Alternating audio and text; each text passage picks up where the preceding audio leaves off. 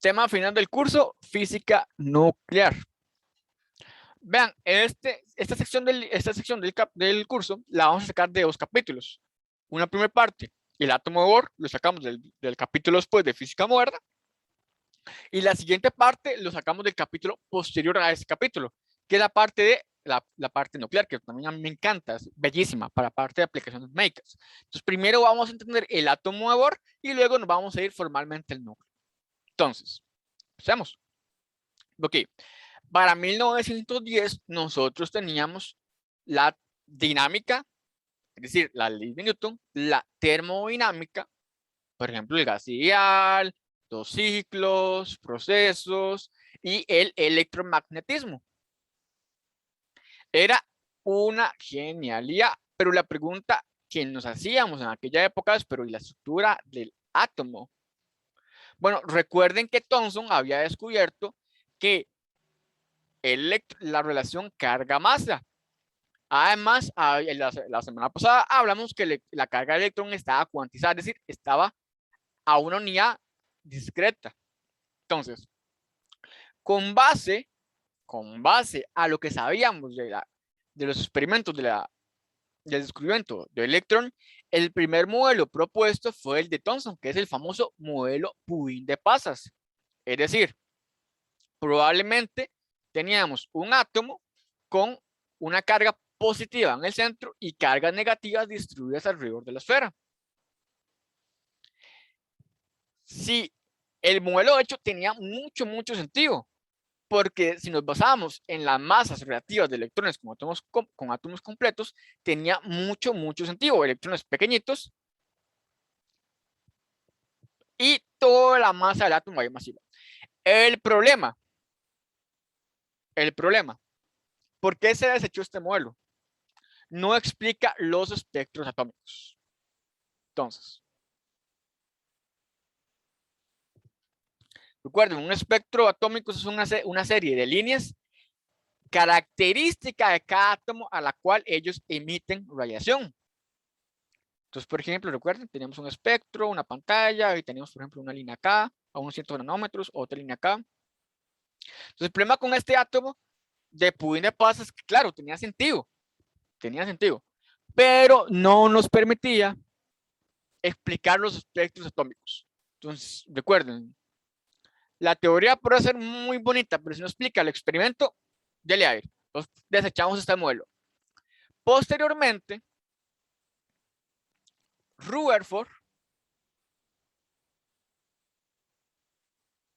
junto con sus estudiantes Gainard y Marden, se dedicaron a bombardear finas láminas de oro con partículas alfa. ¿Qué es una partícula alfa? Simplemente son átomos de helio, son iones de helio, perdón, con carga 2 más. Entonces, resulta, y aquí viene la ingeniería. Usted tiene la lámina de oro. Ustedes saben que la lámina de oro, por tanto, se compone de una serie de átomos de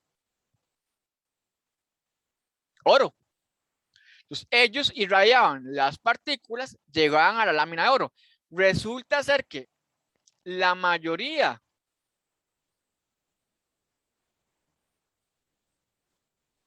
de partículas alfas que estaban cargadas positivamente se deflectaban. Es decir, iban directo y luego como que había una ligera dispersión, un ligero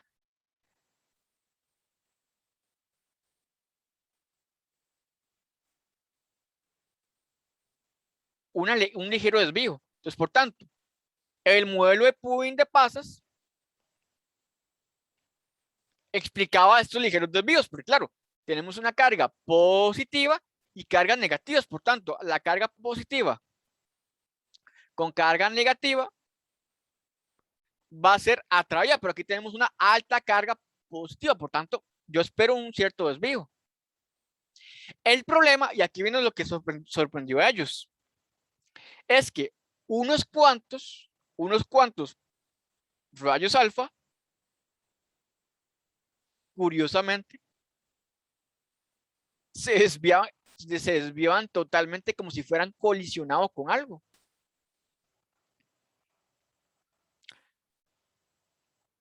por esto, es experimento de pura estadística, es mucha estadística. Entonces, la genialidad de Rutherford fue interpretar, ojo, la mayoría de los rayos alfas pasaban directo, es decir, si acaso pasaban directo y se deflectaban un poquito. Solo unos muy pequeños cuantos shots o disparos parecían que colisionaban con algo y se desviaban.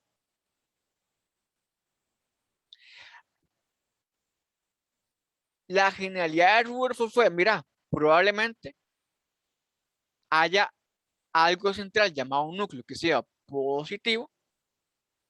¿Por qué positivo?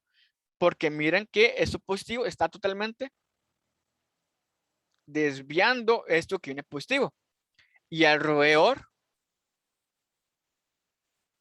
hay electrones, pero muy minúsculos. Por tanto, sí, claro, tiene sentido que la mayoría de rayos alfas pasen directo porque los electrones son muy pequeñitos.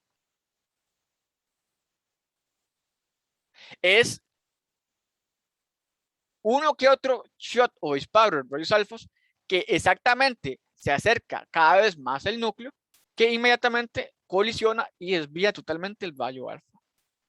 Entonces, si bien es cierto, de hecho, el experimento lo hicieron Geiger y Marsden. De hecho, si bien es cierto, los experimentos fueron de ellos, el que interpretó los datos fue Rutherford. Por eso, de hecho, a Rutherford le dieron el premio Nobel de Química por esto. Recuerden, usted puede hacer experimentos y tener datos, pero en última instancia, esos datos no son información. Vos tenés que interpretarlos y darles cabida. Por eso a Rutherford se le dio el premio Nobel, por saber interpretar esos datos. Entonces, claro, aquí viene la genialidad. La mayoría de la masa del átomo está contenida en el núcleo y tenemos electrones alrededor. Con acá tenemos el nacimiento del modelo planetario del átomo.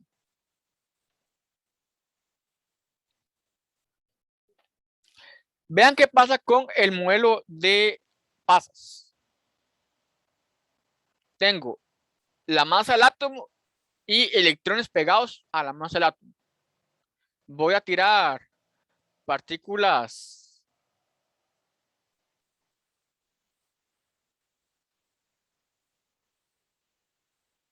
Entonces, claro, ¿por qué yo espero que pasen directo o que haya una que otra cuanta de flexión? Porque miren que tengo un átomo positivo y electrones negativos, por tanto debería ser neutro. Entonces, claro, las partículas deberían pasar directas. Entonces, una que otra se deflectaría, por supuesto, pero no explican el por qué los experimentalistas vieron que unas cuantas se deflectaban totalmente como si fueran colisionados con algo. Entonces, aquí es donde viene Rutherford. Entonces, estos son átomos.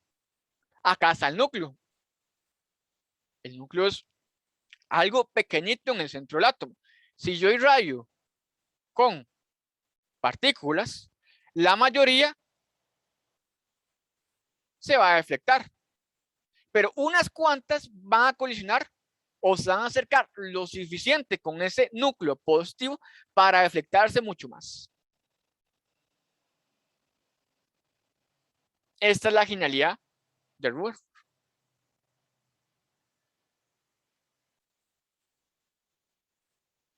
Y de hecho lo podemos ver.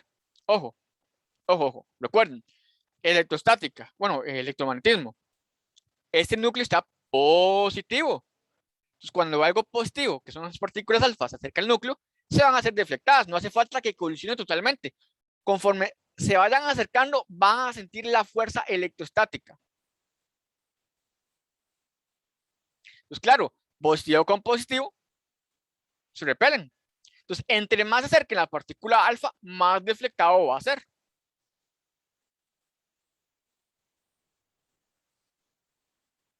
Yo espero que a partir de ahora no vean tan horrible el modelo de Rutherford y vean la genialidad, porque yo creo que a mí en décimo y en un décimo colegio me explicaron eso, yo lo veía tan aburrido, pero me lo explicaba en un papel. Cuando ya entiende el experimento, dices, mira, qué genialidad es la de este señor.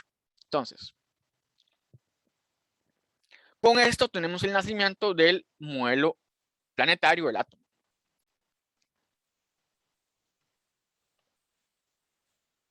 Entonces, a partir de la simulación que estamos aprendiendo, uno, no es posible que el modelo de pasas que está distribuido equitativamente en el modelo de Thomson repeliera la partícula alfa con la suficiente fuerza para deflectarla de forma significativa, porque recuerden, el modelo de pasas son cargas negativas distribuidas uniformemente en una gran carga positiva. Por ende, ahí debería haber una cuanta neutralidad. Entonces, claro, si está formalmente casi neutral, la mayoría de las partículas debería pasar directamente, según el modelo teórico. Pero el experimento nos demostraba que una que otra partícula se deflectaba totalmente. Entonces, ¿qué es lo que propone Rutherford? Que si la carga positiva del átomo estuviera confinada en un núcleo pequeñito, entonces la fuerza sería suficiente para hacer que la partícula alfa en algún punto rebote, en el caso que haya una colisión frontal o si se acerca lo suficientemente cerca, valga la redundancia, por electromagnetismo, positivo con positivo, se tiende a repeler. Y aquí nace el nacimiento del átomo nuclear. Una belleza. Una belleza. Entonces vamos a hacer el experimento, perdón, el ejemplo 24,1.